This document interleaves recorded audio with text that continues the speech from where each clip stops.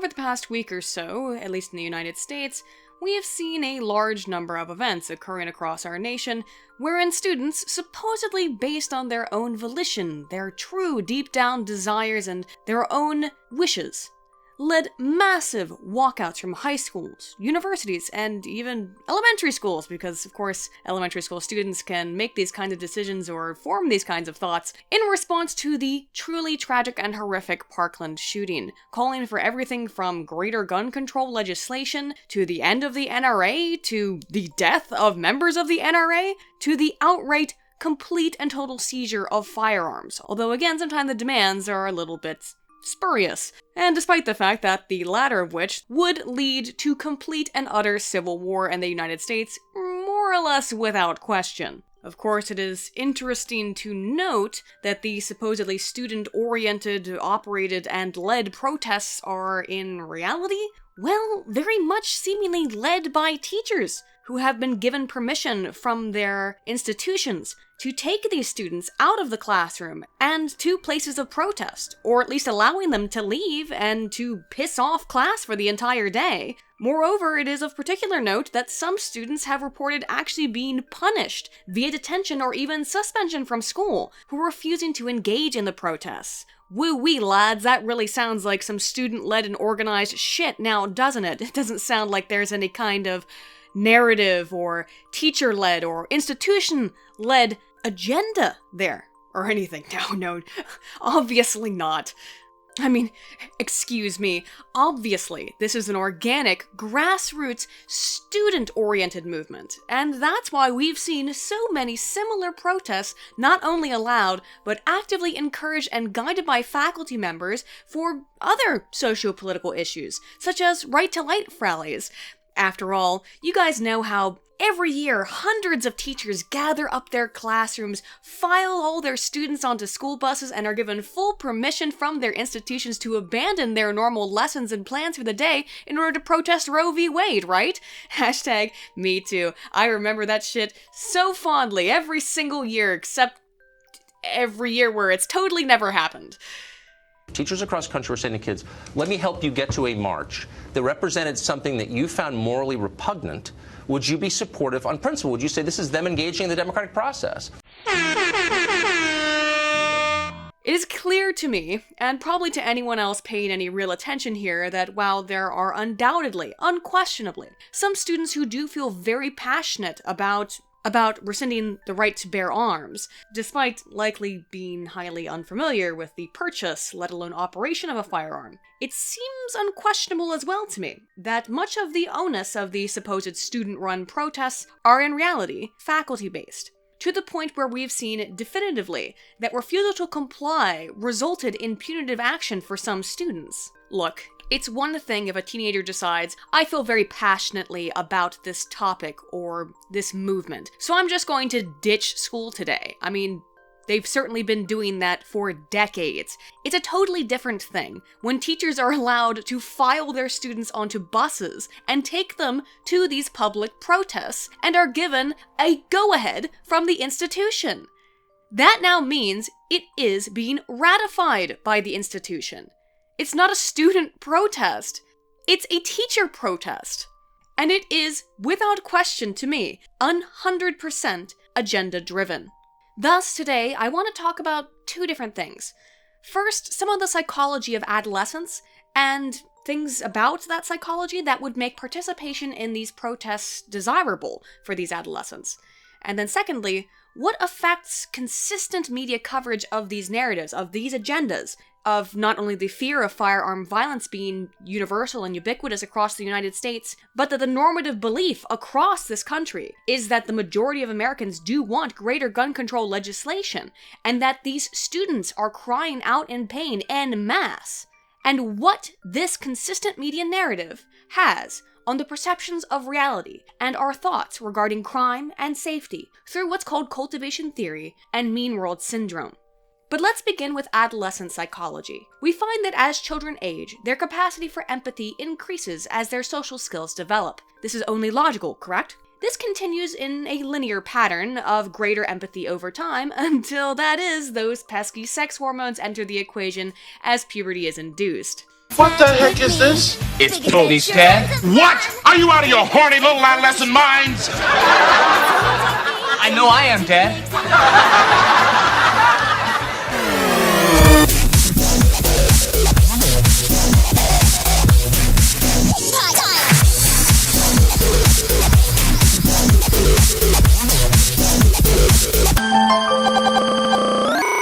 The effects of pubescent hormones have a number of influences on the teenage brain, including adolescent egocentrism, the imaginary audience effect, and perceived invulnerability as part of the creation of personal fables. Elkind 1967 developed the theory of adolescent egocentrism based on Piaget's stages of development. Basically, the theory predicts that teenagers are prone to view themselves as the center of the universe on some level, with a reduction in perception and ability to feel and engage in empathetic processing, given a preoccupation with the self rather than preoccupation with others or thoughts concerning others. This manifests in a number of ways, including the perception of an imaginary audience that is constantly paying exclusive attention to the teen and only the teen. All the world's a stage and the teenager is the star of the show. This can manifest positively and negatively, either feeling as though the attention is desired and beneficial to self-esteem, as in, yes, I am the star, or undesired and disruptive, if you've ever been a particularly awkward teenager such as myself, feeling like you can't escape the critical eyes of others. Additionally, teenagers tend to form personal fables about the self, being unique, untouchable, fucking awesome, right? Often viewing themselves as the heroes within their own personal story, their personal fable. In short, why do we as teens tend to think that we know more than adults about certain topics, regardless of our own knowledge, practical or not?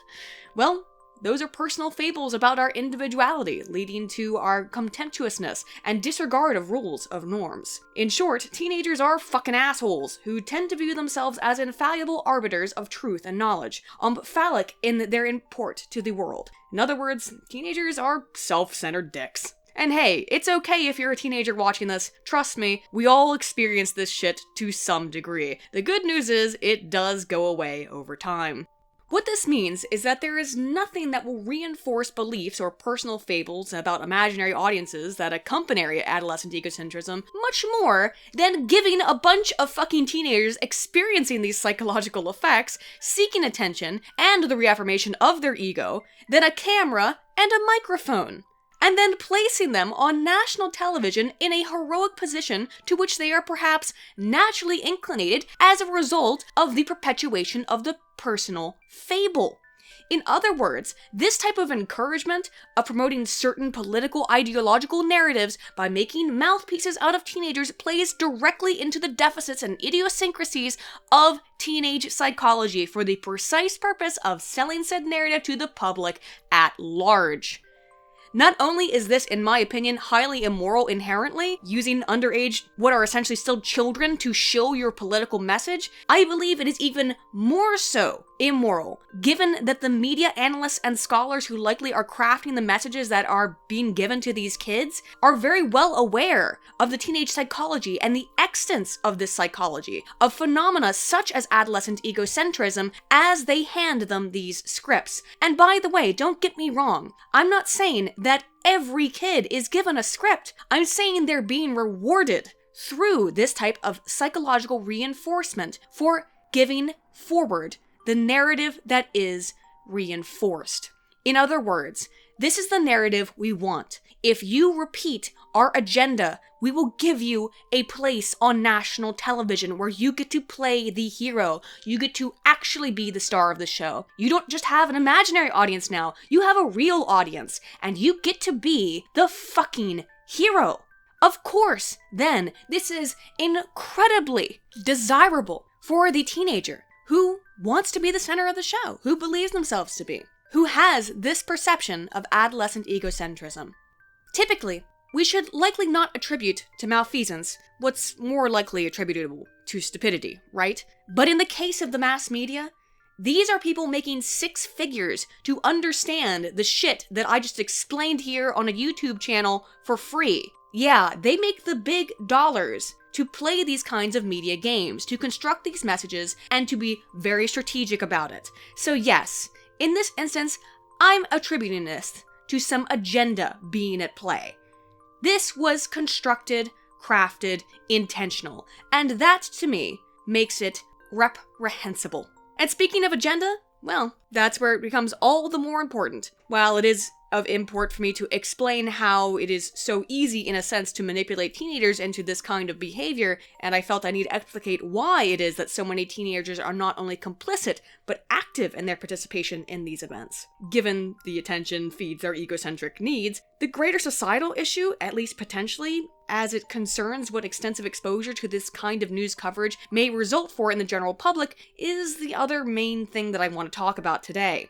As I have said many times, media effects tend to be quite small. For example, see the video I did on Dr. Lehman's channel quite a while ago now for an overview of the fact that despite hundreds of studies, we have no real evidence that video game exposure is in any way causally linked to an increase in violent behavior. Aggression, perhaps, but that in and of itself is tenuous. Generally speaking, media effects are small. Thus, you might think that being exposed to a near constant coverage of the news regarding gun control and these student walkouts would similarly have very little effects on behavior. And you would be correct. When it comes to behavior, we don't have much evidence that watching television changes a whole lot about us over time. However, we do know that the media affects what we think about, even if not what we think about it, in other words, what our opinions are. This is the agenda-setting function of media, see McCombs and Shaw, 1971. The seminal which illustrated an almost unprecedented correlation between what the media reported on and what the public perceived of as topics of import and relevance to their daily lives.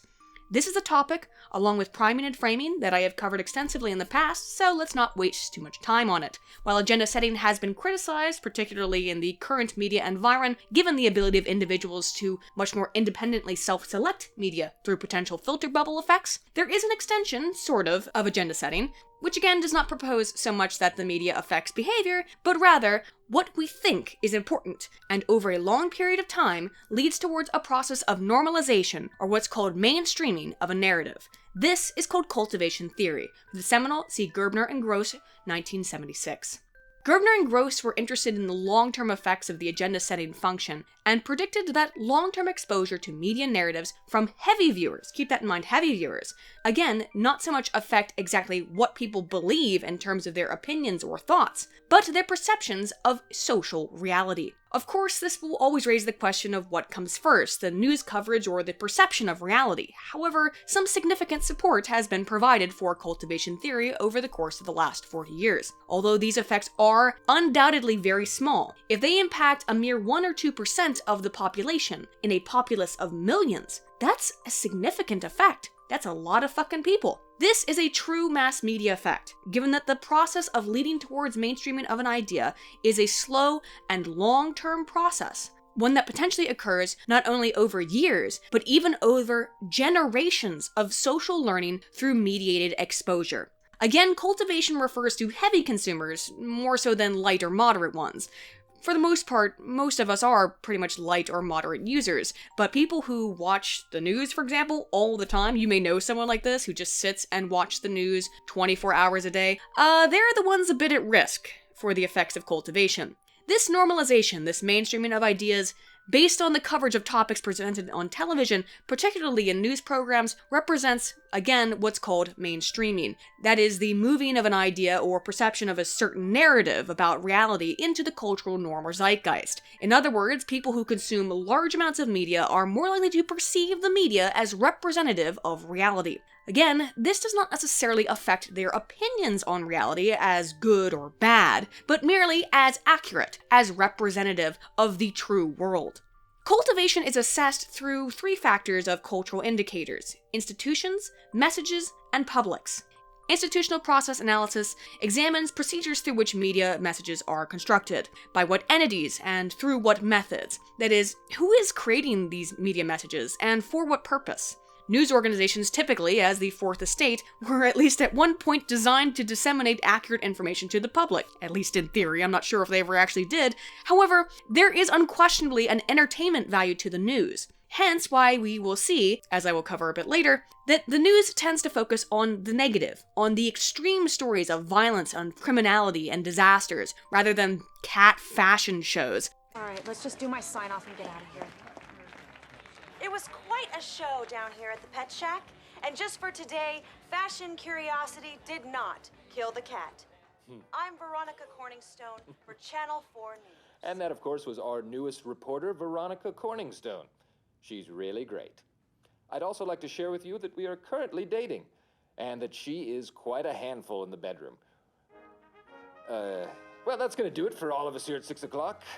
As one of these things is simply more interesting than the other. Secondly, we have message systems analysis, which is the examination of a pattern of media messages, and whoo lad, it's pretty easy to locate who gets a memo with a narrative to shill on it every single morning when it comes to some topics in the mainstream media, particularly in the legacy news. I mean, let's just look at a few examples here. When we talk about cultivation, if the exact same message is being repeated more or less verbatim, or absolutely verbatim as we have seen in some instances, on every single major news network, is it any question then that for heavy consumers, of course they would believe that the narrative is representative of reality, of social reality, regardless of any validity of its existence in empirical reality. That just makes sense. If I switch from CNN to MSNBC and I am seeing the exact same lines being repeated, well, if I'm a heavy consumer, I have every reason to believe that that's representative of the truth. Finally, with these two in mind, we arrive at cultivation analysis, which is, quote,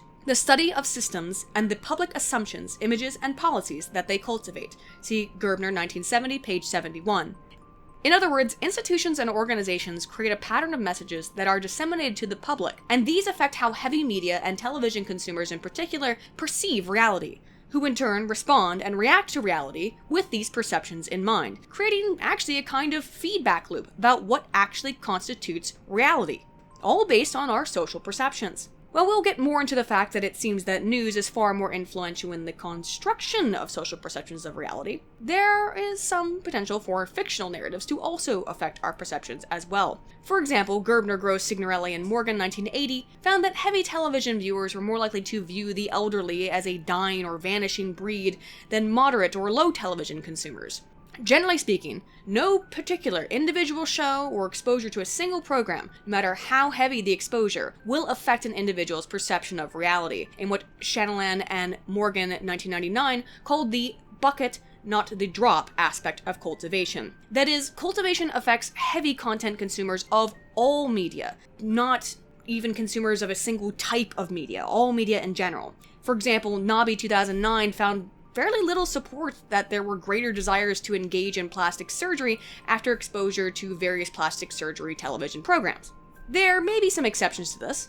Glenn, Huge, Renike, Handy, Shanalan 2007 found, for example, that persistent viewers of daytime talk shows that encourage social support programs, such as Oprah Winfrey or Dr. Phil, were more supportive of social programs and policies regardless of their general political ideology. That is, while conservatives generally tend to have more negative opinions towards government interventionist programs, heavy conservative viewers of these types of programs, Oprah Winfrey, Dr. Phil, this type of shit, The View, I guess, were more supportive of said programs than light viewers, although I will get a little bit more into that in detail because, there could be some differences there. Given though that I mentioned cultivation rarely affects belief, the unique aspects of, let's say, in this instance, parasocial relationships with talk show hosts, particularly with someone like Oprah, may represent a disparate set of elements from what we find in other programs. We don't tend to have very strong parasocial relationships with news anchors now, do we? But with Oprah, perhaps. Thereby, that might explain why it doesn't matter so much what your political ideology is, you're more likely to go along with whatever Oprah tells you to do if you have a strong parasocial relationship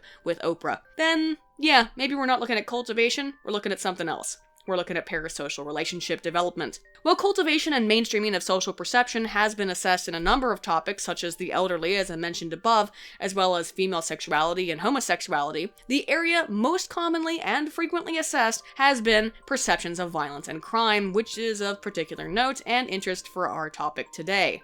It's really unsurprising that the area of interest held most commonly by researchers in the field of cultivation is an understanding media and violence. After all, it tends to be the case when it comes to kind of any theory or loci of research in media psychology. And yes, there do appear to be some consistent and persistent results, specifically in what Gerbner, Gross, Morgan, and Signorelli 1980 defined as mean world syndrome. Mean World Syndrome is the tendency of heavy media consumers to be more likely to, quote, look out for themselves, and to view others as inherently untrustworthy, in comparison to low or moderate media consumers. Before we go forward, from the outset, it is important to note that, for example, Grabe and Drew 2007 found that narrative media was less capable of inducing the Mean World Syndrome than news media, data which have been more recently confirmed by Jameson and Romer 2014 on a more precise level that we will get into. This means that, much in contrast to some of the common narratives we hear about the media affecting violent behavior or perceptions of violence when it comes to,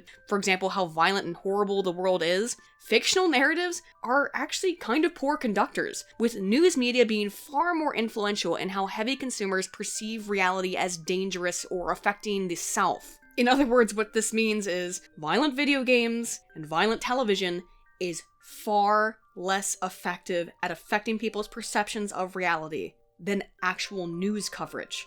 Essentially, Mean World Syndrome is the tendency of these high-exposure individuals to view the world as more violent, unjust, and just a generally more frightening place. In terms of behavior, we don't know necessarily how this may manifest, but beliefs do inform behavior. Thus, it is important to note how cultivation impacts these heavy consumers, particularly heavy consumers of news content. But just how does media consumption affect our perceptions? Well, Van Driver and Jacopassi 1997 assessed the Mean World Syndrome with the anticipation that advanced students of criminal justice would have a greater, more nuanced perception of criminality in the United States than freshmen, new to the topic, believing that greater exposure, greater education, would ameliorate the potential negative effects that are induced by Mean World Syndrome, while also illustrating the effect it has on perceptions of social reality for those less educated or informed on the statistical realities of violent crime. Their hypothesis was supported, however, freshmen and seniors alike were generally misinformed about the instances and prevalence of homicide in this case, which was assessed, in the United States. While seniors' median estimate of homicide rates averaged 50,000 a year, freshmen estimated a whopping 200,000 a year. Despite the seniors being far closer to the actual average to the norm during which these data were collected, which in 1994 the homicide rate in the United States being 23,305, proving even the more educated students significantly were off the mark in terms of accuracy and greatly overestimated the number of homicides that occurred in the United States, despite the fact that they should have every reason to be educated on the statistical realities of this. Now, since the 1990s, homicide rates in this country have actually continued to plummet, although again, if you watch the mainstream media, you might get a very different perception. And they have been on the decline for several decades. But if education works, we might expect students to gain over time a greater understanding of the actual rates, particularly for criminal justice students highly educated in this particular field of inquiry, correct?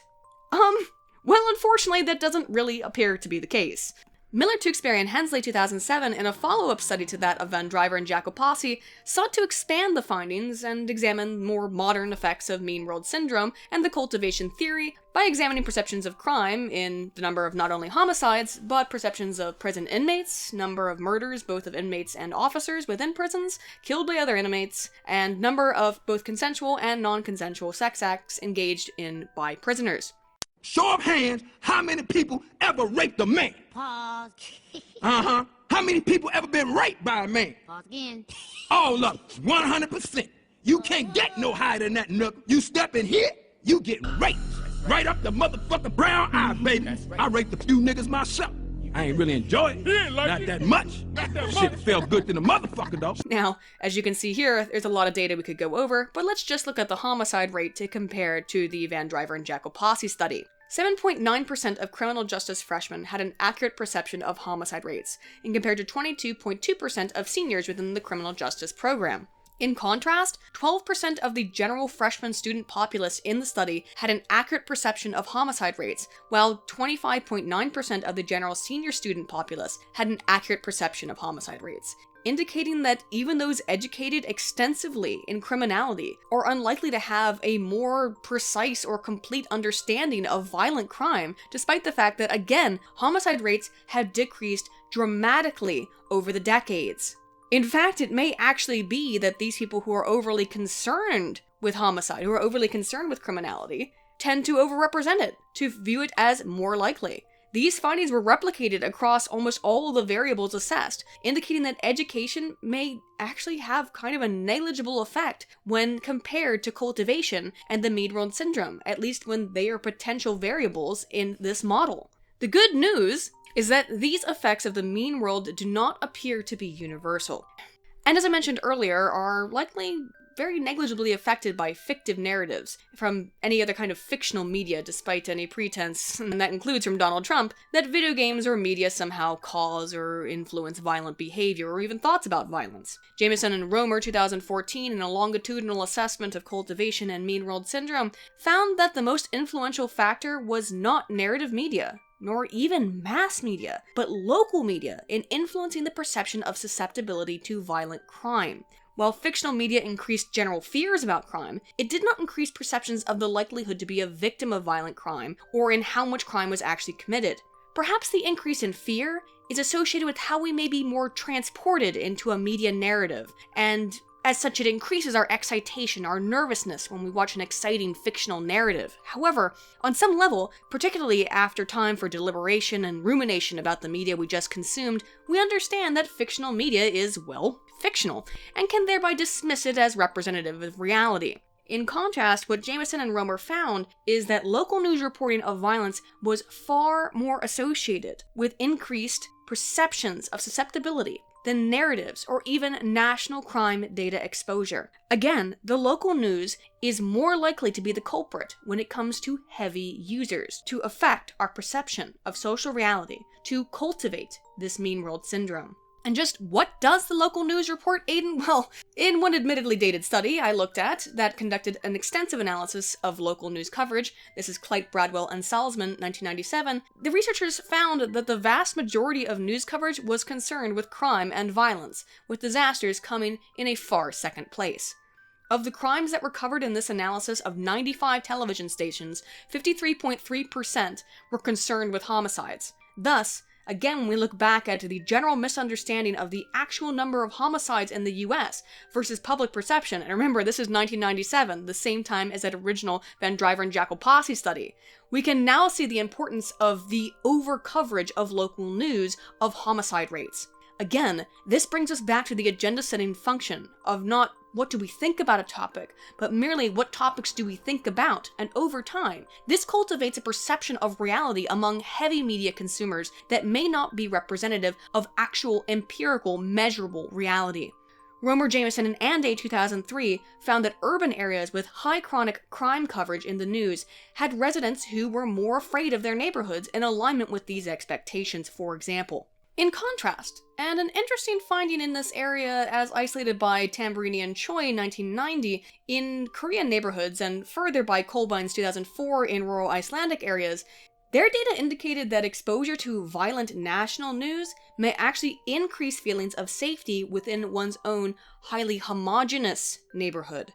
Although I do not have an explanation for either one of these findings, they may provide us with something kind of interesting to consider, given they both indicated a far greater fear of violence from within city centers. This national level reporting had no effect on local level fears, and may actually have increased their perceptions of local safety. Meanwhile, reports of local fears of local crime, again, in confirmation of mean world syndrome, increase fears of susceptibility to violence and increase perceptions of how common violence is. What does all this mean, Aiden? Well, it means people who watch a lot of local news in particular are likely to view the world as a dangerous place, and given that the news we see represents the United States as a gun-riddled hellhole wherein one can purchase a fully automatic rifle at Walmart, despite how absolutely ass-backwards and incorrect that kind of thought is, it leads to shit like this.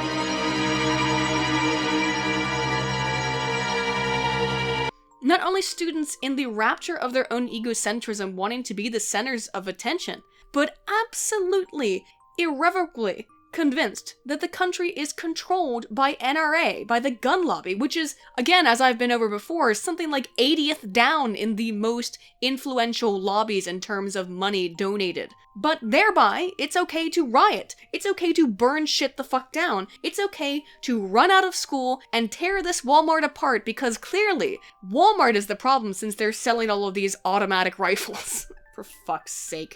No, that's not just some adolescent egocentrism at play. That's standing up for a cause, obviously. It terrifies people, and those without normal perceptions of personal responsibility, such as teenagers, who have no reason to follow normal social rules and are in fact being rewarded for it, well, it makes sense why they're doing this. I can't completely blame the teenagers. In fact, I don't really blame them at all. I mean, yes, they should clean up this shit and they should have to pay for it when they destroy stuff. But they are being rewarded, they are being encouraged, they are being pushed forward in this behavior. And all of it lines up with the typical idiosyncrasies that we find associated with teenage psychology. So how can I really say it's completely their fault? No, it's the fault of the adults who are forwarding this. Moreover, why would it be, though, that people with a social agenda would ensure that these protests happen in every single city and town, I must ask? Could it be to ensure that this outrage is not national, but very, very much local? Think about it. It's not just a national protest. It now is a local protest. It's not just in Florida. It's in your town. It's in your city. Could it be to make it salient in the mind of every possible media consumer, or in particular, at least every heavy media consumer, that gun violence is not only an epidemic and endemic, but that all of these children are so vehemently fighting back against it? You bet your fucking sweet ass it is, and that is exactly what is happening here. At least as far as I'm concerned. And maybe I'm overly cynical, but I've analyzed the media for long enough to recognize a fucking narrative when I see one, and to me, this seems, again, undeniably coordinated. As I often talk about demographic differences and susceptibility to things such as mean world syndrome or cultivation theory, let's then discuss some political differences and how people generally respond to these effects. Given, actually in this case, it's been fairly extensively examined. Unlike some other times where I have to make connections and be like, oh, maybe this is connected to that, and we will get into some of that. But this one, when you're talking about violence, it's not a surprise that a lot of the research has looked at the differences between liberals and conservatives. Heavy viewers of media are slightly, very slightly more likely to be liberal, but overwhelmingly are most likely to be moderate, as identified by Gerbner in 1998, see here. Gerbner postulated that this finding is likely due to the fact that media producers design messages that will be palatable to the vast majority of consumers, rather than to one group of consumers, and that partisans in either direction tend to avoid greater media exposure out of a distaste for moderate opinions, not seeing their opinions represented in the media. However, in the time since this initial proposal, 1998, media in the United States, I would say, has kind of changed dramatically. Now, I'm obviously a little bit partisan, not completely partisan, but I do have biases. I'm obviously a conservative, so you could say maybe I'm only seeing a certain bias against my particular brand of politics. But I don't think that's completely true. When you look at the mainstream media outlets, and I include Fox in this, they all have pretty much the same narratives as we looked up above when we were talking about message analysis. It seems that in 2018, that even major content providers such as CNN have so little regard for accurately portraying anything beyond their own pure partisan propaganda, in which case these data here, which indicate that moderates are most likely to be heavy media consumers, may now be inaccurate, actually, because it is no longer the case that the legacy media is interested in appealing to the mainstream. They're interested in appealing to partisanship, to the left, to promoting their political agenda. They don't care how much it ostracizes moderates, and they certainly don't care how much it ostracizes conservatives. After all, we're all filthy fucking Nazis, am I right?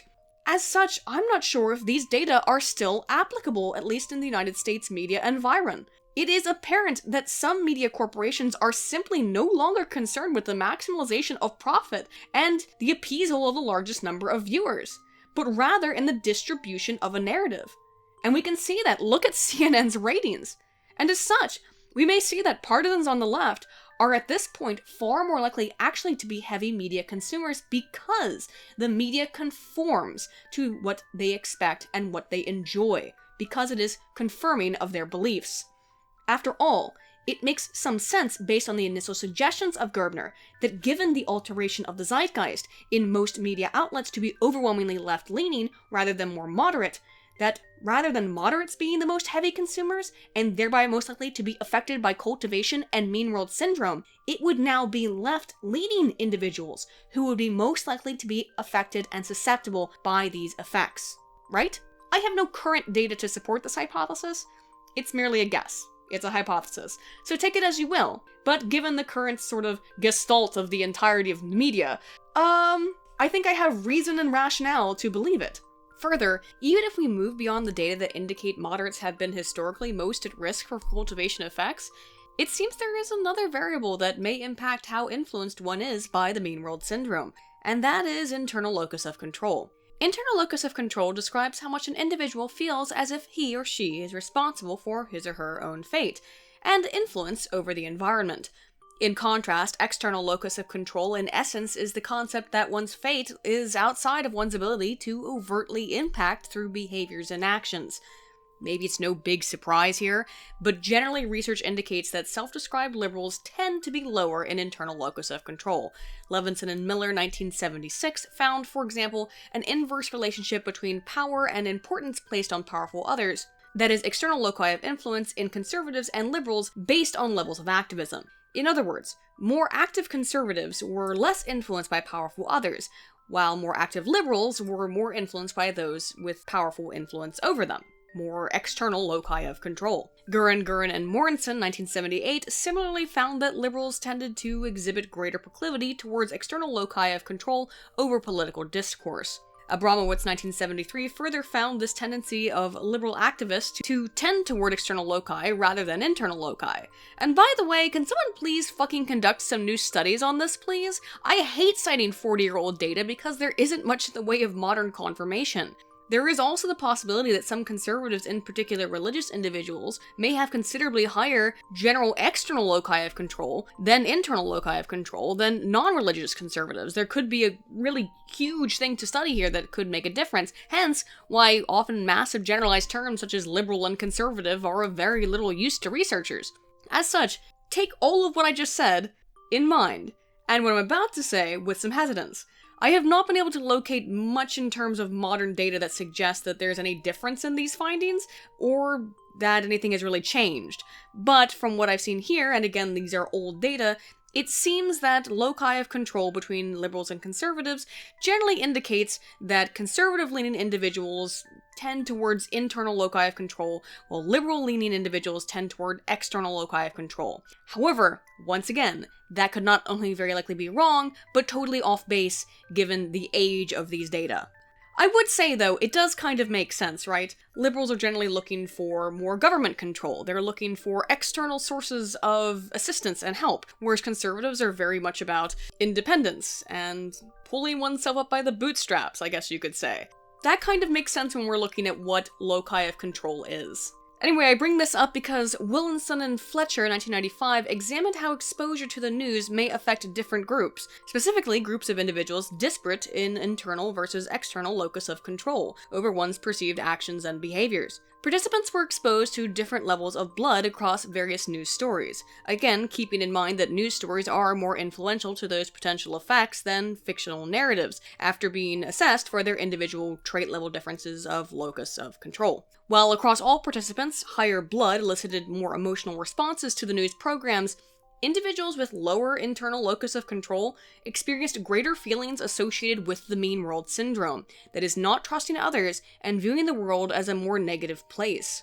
What this all means in the light of these albeit dated data that I have covered above may indicate that more left-leaning individuals are more likely to be lower in internal locus of control, may thereby also be more susceptible to the effects of mean world syndrome. This is interesting because we know conservatism tends to come from a place of protectionism, even potentially fear, yet does not appear to be overtly influenced by the media. See the graph I put up earlier from Gerbner 1998. It illustrates a massive drop in how conservatives tend to be heavy media consumers. And that might make some sense, despite the age of all these data. Look, cultivation theory has a hell of a lot of problems, namely in that it is inherently a longitudinal theory that requires years and years of research in order to be even able to properly provide evidence for its existence, and then provides no causal data, it's correlational at best. Thus, this entire video in relation is also kind of weak shit, right? My point here, though, is not to scare anyone into thinking that somehow media exposure is massively changing the minds of the public. In fact, maybe it's quite the opposite. But I do want to be clear that while some very heavy consumers may fall prey to the effects of this mean world syndrome and to cultivation theory, it is unlikely to affect most of us. And honestly, the people who it is likely to affect are those who are probably already overwhelmingly influenced by these narratives. At least from what I've looked at here in the last couple minutes. The fact is, media has generally very little influence over us, but it can influence some of us, particularly those of us who spend a hell of a lot of time consuming particularly local news sources. And that's not really surprising now, is it? Once again, I guess this is a no-shit factor of social science. Of course, if all we see is information dictating to us that gun violence is ubiquitous and school shootings are endemic and every teenager in our local school system is out there on the streets marching and screaming at the top of their lungs and fighting from the heart to please stop it, well, yeah, I guess we might come to see that as representative of social reality, of the real world. Therein thus lies the issue. And why I am personally not so much perhaps concerned, but irritated with what I see in the local and national news. Because I know what you motherfuckers are doing, and I know what you motherfuckers are doing because I've studied all the same research and theory that you have. The only difference is that I'm going to be transparent about it. I'm going to put it up on YouTube and talk about exactly what I see you doing. I attribute, of course, no malice on the part of the local news anchors, nor to the children or the teenagers, though I certainly do to the executives who certainly get the memos regarding what topic of the day should be, and to the administrators and faculty who are going along with these agendas, but in no way, similarly, do I fault those chronic consumers who end up with warped ideations regarding the world because of their constant and extended exposure to local and national news. Truly, it's not your fault. Nor do I in any way blame the teenagers, as I said. As I've explained thoroughly at the outset, they're only following their proclivity towards egocentrism, and they're only following what they are being rewarded for doing. No, I blame the studio heads who carefully planned this shit out. I blame the media moguls who designed this shit in a boardroom. These people who have degrees in the same fields I do, and who are as aware of the theories that I am, and utilize them for financial, and more insidiously, political gain. And they do it all while lying to your face. Well, I won't lie to you, motherfuckers. I'm gonna tell you exactly what the fuck I see. And this is what I see. Cultivation theory in action. An attempt at inducing mean world syndrome. And this is why I think we all need to be more aware of media psychology and media theory, of things like cultivation and the mean world syndrome. While these effects may not impact and influence all of the people all of the time, in fact they influence very few of us, they do impact and influence some of the people some of the time. And compounded over time, as cultivation theory describes, a mere 1 or 2% influence of the population is still a massive influence in the long term, concerning thousands, potentially even tens of thousands, even millions of people depending on the reach and depth and breadth of the coverage. Hence why I felt the need to describe this phenomena. If you ever see an overwhelmingly coordinated event like these student walkouts, not only coercing children, which in and of itself is heinous enough in my opinion, but it being blasted on every major news outlet. And not just every major news outlet, every local news outlet. As if nothing else in the world is relevant, particularly when it begins to take root at that local level and seems, as does this, overwhelmingly artificial. Well, that appears to me at least to be an attempt at generating a cultivation effect. And the mean world syndrome. Through the perception that guns are bad, okay, and everyone's got guns, and we should sure confiscate all of them to make sure that no one gets them anymore. We can save all of these kids. After all, look at the horrible effect it has on all of our local communities. All of these children are walking out. It must be everywhere. And that's the intended effect. I just hope it doesn't work. But, again, it's just something to be aware of when we consume the media. Particularly, in this case, the local media. And if you, my dear friend, are a heavy consumer of local news media, it's just a word of warning not to think too negatively of your own neighborhood, your town, your city, your area, without reading into some of the actual crime statistics, given the proclivity of us all toward overestimation of criminality that occurs as a result of the mean world syndrome, but particularly for those of us who are heavy consumers. As such, I hope this video has been helpful, and maybe just a little bit illuminating on this topic. Just be a little bit careful and a little bit critical when you watch the local news. Remember that the world is not as dark and terrifying as it seems. We tend to think that things are pretty awful, but remember there is some light at the end of the tunnel, and the world is not truly as bad of a place as it may sometimes appear. If you've enjoyed this video, please be sure to like and subscribe. I'm Aiden Paladin, Altana Volt.